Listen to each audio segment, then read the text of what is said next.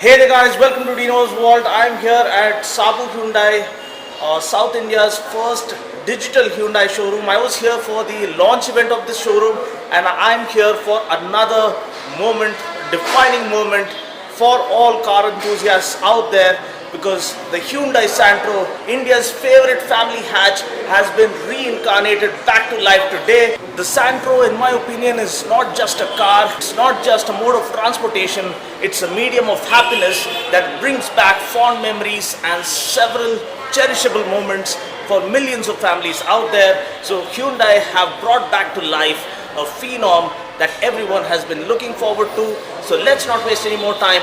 Let's dive straight into this video and I'll be giving you every detail that you need to know about India's favorite hatch that's been resurrected back to life.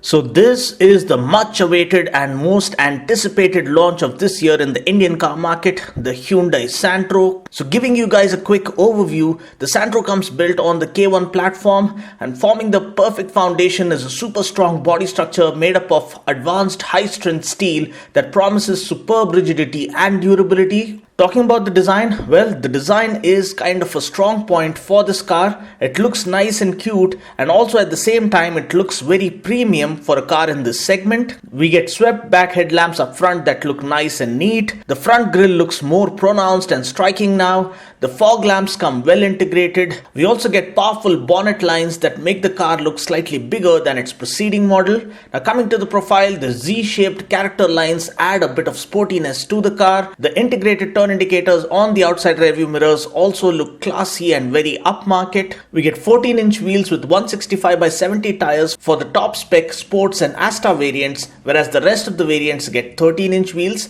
We do not get alloy wheels, but we do get these neatly done wheel covers. We also get body colored door handles that further enhance the car's premium feel. At the back we get tail lamps that sort of remind me of the Celerio to some extent. In fact, the entire tailgate reminds me of the Celerio, but the design as a whole looks pretty cohesive. Nothing sticks out oddly. I also like the treatment given to the rear bumper, which looks a lot more appealing now. Moving inside, the interior for a car in this segment is just on another level.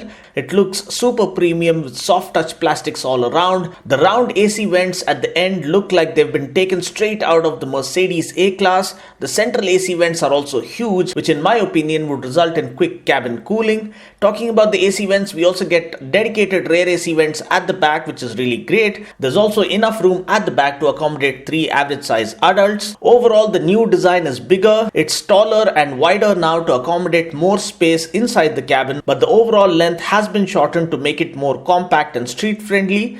Talking about the storage spaces, we get a spacious glove box that will always come in handy. We get bottle holders on all 4 doors, which is great, and the boot space is also quite decent for a car in this segment at 235 liters. Now this can be further increased by folding down the rear seat. I love the way the steering wheel has come out for this car. It offers a nice and chunky feel, and especially with the volume and phone controls on it, it feels a lot more premium for a car in this segment. The instrument cluster comes well illuminated, and we get a 2.5-inch multi-information display with the readouts including distance to empty, average fuel economy, average speed, etc. Safety wise, we get ABS and a driver airbag as standard across all variants, which is great. We also get other safety features like speed sensing auto door lock and impact sensing auto door unlock. Now looking at the engine specs, we get a 1.1 liter engine with 2 variants. The petrol variant puts out 69 PS of max power and 99 Newton meters of max torque. We get 2 transmission options for the petrol. We have the manual variant as well as the AMT variant. The CNG puts out 59 PS of max power and 84 Newton meters of max torque. The CNG variant can hold up to 8 kgs of gas. Now the mileage claim for for the petrol is 20.3 kmpl, while for the CNG variant it is 30.5 kilometers for a kg of gas. Now talking about the features that this car misses out on, first of all, we do not get tilt or telescopic steering. Secondly, we don't get seat height adjustment. Thirdly, we do not get alloy wheels even for the top spec variant. And fourthly, we don't get automatic climate control. Now setting this aside, we do get a truckload of other premium features like the 7-inch touchscreen infotainment system which supports Android Auto and Apple CarPlay and comes with voice command feature. We get 4 speakers all around that sound amazing and offer good bass. We get a reversing camera that offers a very good view even at night. We also get rear parking sensors and keyless entry. We also get some clever touches like the centrally placed power window buttons such that the front passenger also can operate them easily. The AC gets eco coating technology that frees the cabin from any foul odor and helps the car passengers breathe fresh air always.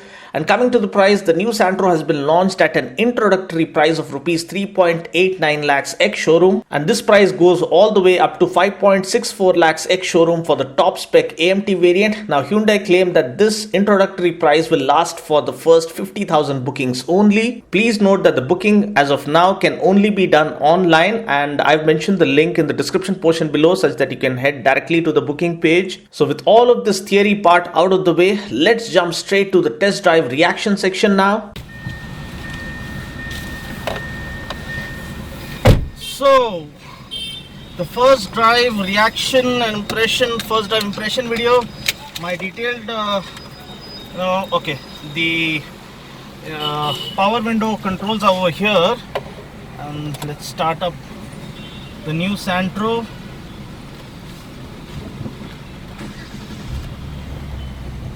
Okay, AB is on. Okay. Let's turn on the AC. The clutch is super light, and this car brings several fond memories to everyone, I suppose. So the back support is pretty good. I love the seats even while doing the interior exterior walkthrough video. So bro, can you just turn off the phone? This is what happens when you try to record live. So this gentleman, the showroom executive, is helping me shoot the video. Your good name, bro? Vamshi. Vamshi is helping me, so thank you, Vamshi. And this is the real thing. I mean, the first drive reaction video, the impression. Okay, let's turn down the high beam. I don't know why people use high beam in city limits. That's really dangerous. Now getting back to the car itself, the cabin feels super premium.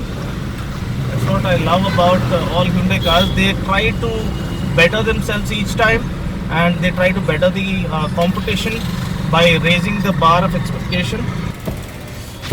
Okay, now the cabin is silent. So far the windows were open. So now the cabin quietness, I mean how quiet the cabin is pretty apparent. Like you can't hear much of the noise that's happening outside, and it's well insulated. The steering feel is very good. And talking about raising the bar of expectation, I mean Hyundai does it better than anyone else. That is what the brand is known for. And each time they've come out with a new launch, they've tried to raise the bar of expectation in that particular segment, be it with the i20 Elite or be it with the Creta. They've just tried to challenge themselves in terms of offering better features, better build quality, and better fit and finish, better driving experience. That's what you get, and that's what people have started to expect from the brand itself. The conversations that I had with few of the customers, that video is playing separately. You can find the link in the description portion below, where some of the Maruti car owners and other car owners reacted to the new Santro. So this has been the ideal city car. Now the Santro means so much to so many families out there.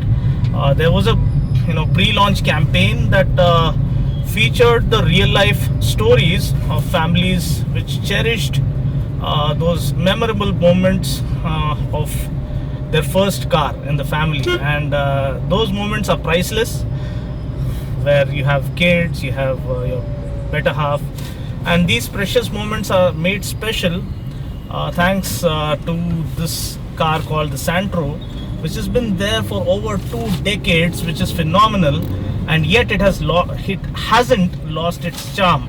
So that's the best thing about the car. In fact, my cousin used to own the Zing.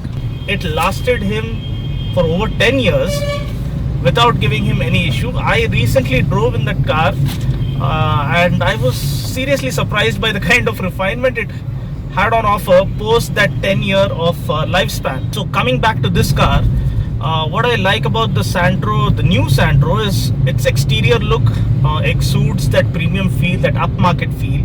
But as soon as you get into the cabin again, it further, takes that premium feel to the next level. Because when you look at the price bracket at which this is being launched, the dash looks very well made, soft touch plastics all over, and the AC vents are of good size.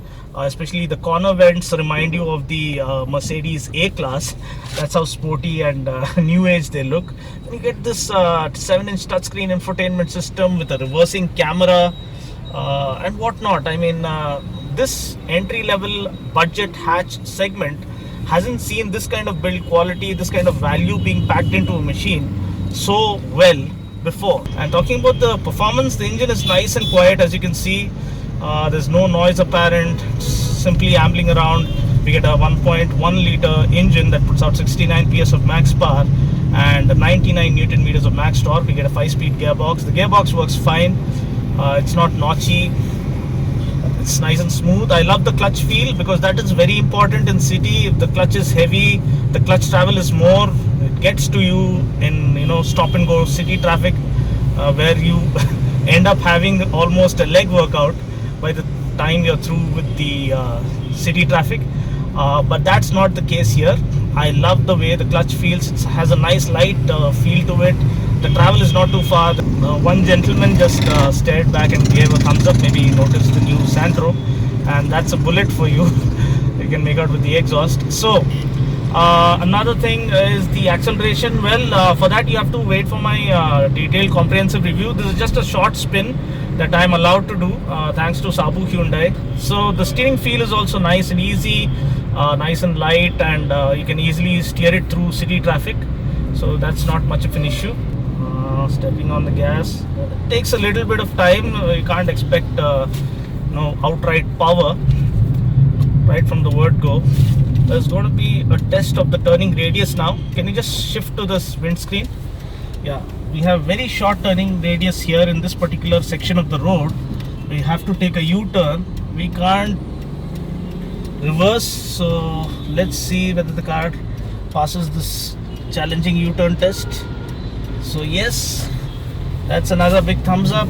Oh, you have some kind of a sporty grunt as well. I think the Santro is trying to prove me wrong. Good pickup. More than sufficient for city conditions.